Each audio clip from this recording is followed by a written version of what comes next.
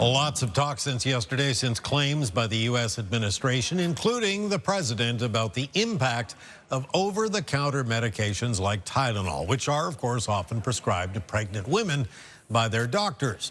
These claims are circulating widely, to say the least, and they have a lot of people worried, including those in the medical profession. Dr. Roby MacQuarrie is an obstetrician and gynecologist whose practice is in Bridgewater, but we've reached her in Halifax today, and we want to thank her for speaking with us. What would you think? What went through your mind when you heard this announcement yesterday from Washington? I think most of us were prepared that we knew there was a forthcoming announcement, and we had an idea. There'd been sort of, you could read the lay of the land that this was going to be coming out. I think they had sort of signaled enough in advance that a lot of the professional associations had the opportunity to prepare their responses, which I think is helpful at this time, because we actually we're not getting a gap of information. We know that all the professional organizations have come out and said there's absolutely no new research.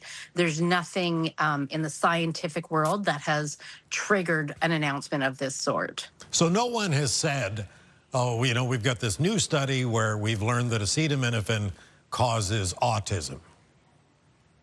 Exactly. That has just not happened.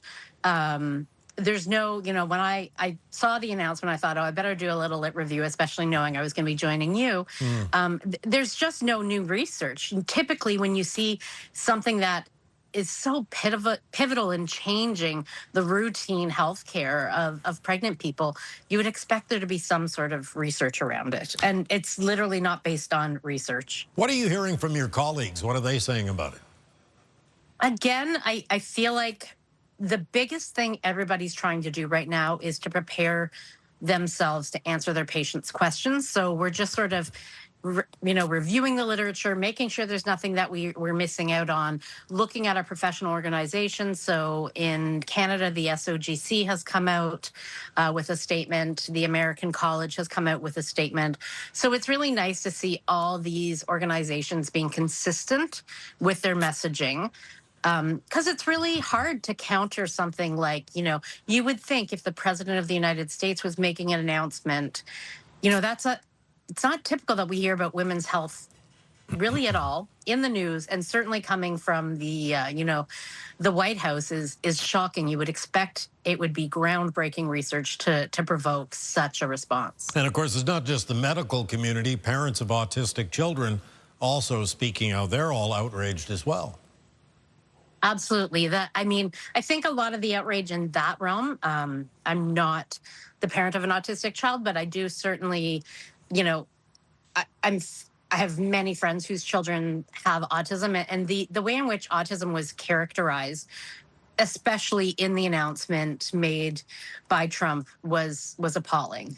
And the autism community, I think rightly so, is up in arms. Okay, so how do you counter these kinds of claims, especially in this age of social media? So I know my patients are going to be online. I try to arm them with good resources. And so there's TikTok pages I'll direct them to.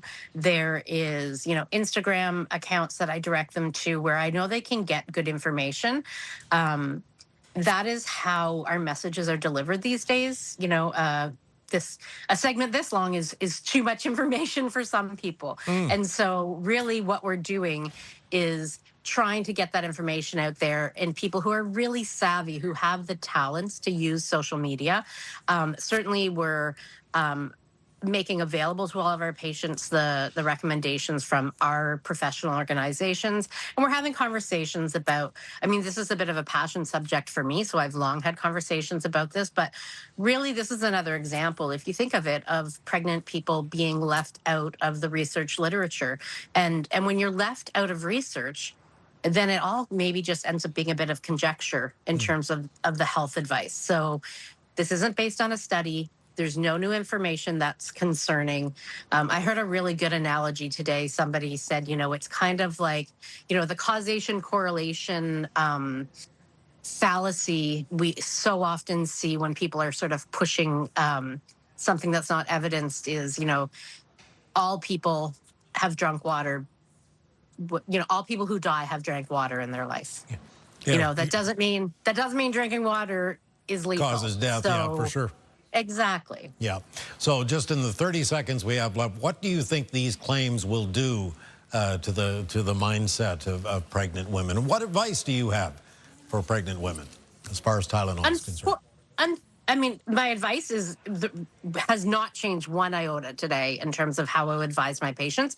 The concept, we heard the president say, quote, tough it out. That's not an approach. Fever is not something to be messed around with in pregnancy. Fever has potential harms to the fetus, increased risk of miscarriage. There's a lot of information that we know about the risk of fever. The idea of toughing it out, if you can, is simple. And once again, I basically commiserate with my patients that it's unfortunate that we have to provide healthcare in this day and age with such paucity of data for pregnant people. And now we're using not the best evidence, sort of retrospective trials where there's a reporting bias, really flawed science to make these sweeping recommendations, which is shocking. Doctor, we're going to have to leave it there. I want to thank you so much for speaking with us tonight. Really appreciate it. My pleasure. Dr. Roby MacQuarrie is an obstetrician and gynecologist whose practice is in Bridgewater, but we reached her in Halifax tonight.